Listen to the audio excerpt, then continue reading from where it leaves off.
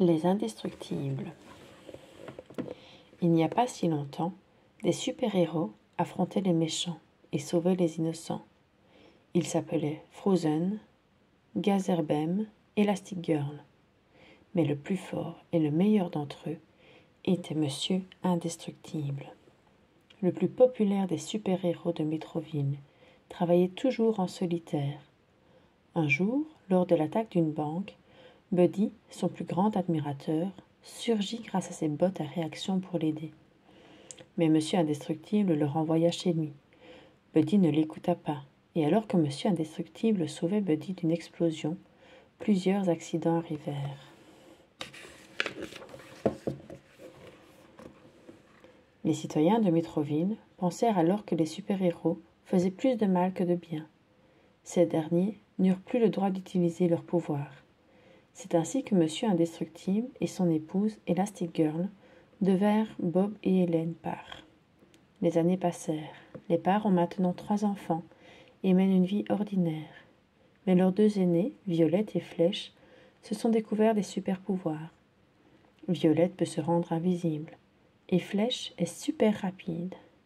Seul Jack, le bébé, semble normal. Bob et son ami Frozone continuent leur travail de super-héros en secret. Une nuit, Mirage, une femme mystérieuse, les observe en cachette.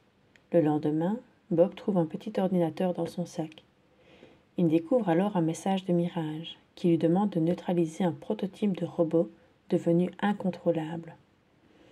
Bob accepte alors aussitôt la mission secrète et quelques heures plus tard, il est à bord d'un étrange avion en route vers l'île de Nomanisan.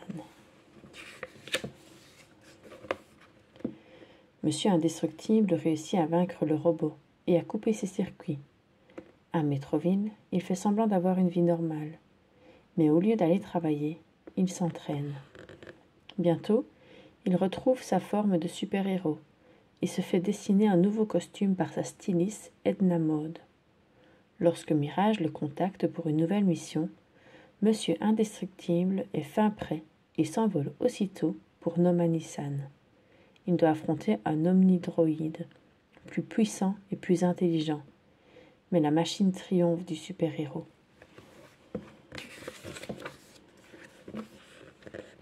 Soudain, un homme atterrit devant le super-héros vaincu. « Buddy » s'étonne Monsieur Indestructible. « Je ne m'appelle pas Buddy » hurle Buddy, qui a pensé toutes ces années à ressasser son humiliation. « Tout ce que je voulais, à la banque, c'était vous aider. Maintenant, je détiens une arme que je suis seul à contrôler. Je suis Syndrome. » Sur ce, il précipite Monsieur Indestructible du haut d'une falaise dans une rivière. Et pour en finir avec le super-héros, il lâche une bombe dans l'eau.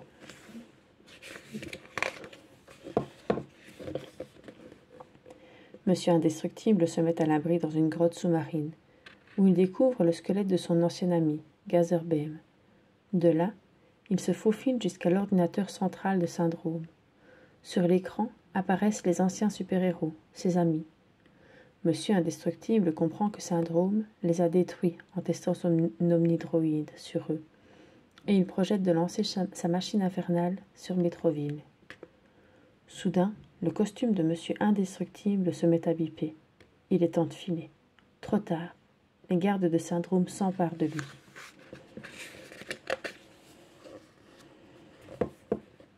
Pour localiser Monsieur Indestructible, un émetteur a été cousu dans son costume par Edna. C'est Hélène qui l'a activé par hasard, alors qu'elle se trouvait chez la styliste pour récupérer les costumes de la famille Parr. Elle décide de partir à la recherche de Bob. Mais alors qu'Elastic Girl est à bord d'un avion pour l'île de Nomanisan, elle découvre que Violette et Flash sont également là. Et tout à coup, leur avion est attaqué.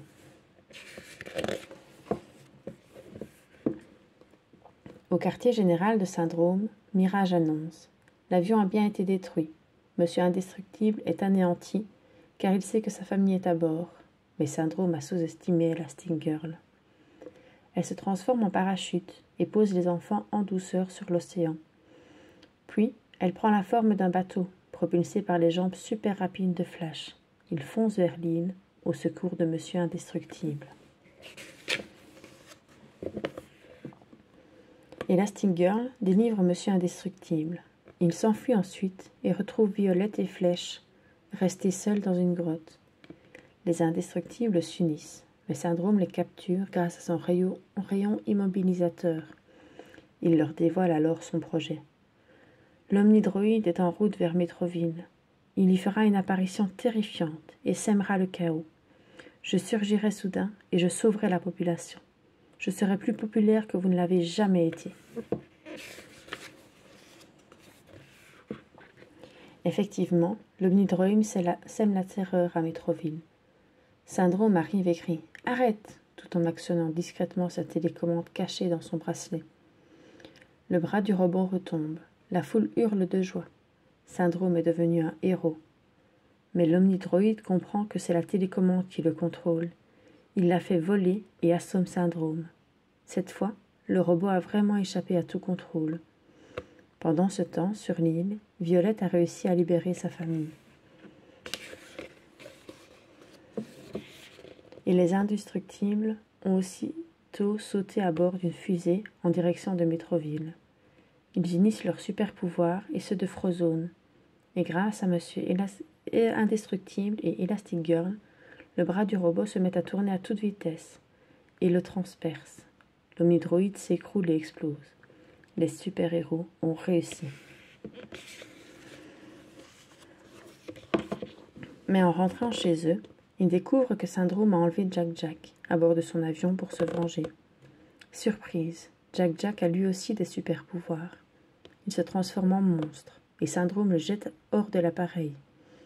Monsieur Indestructible lance alors Elastic Girl vers le ciel pour attraper Jack-Jack au vol. L'avion de Syndrome explose et il disparaît à jamais. Désormais, les Indestructibles n'auront plus à cacher leur pouvoir. Ils forment vraiment une super famille.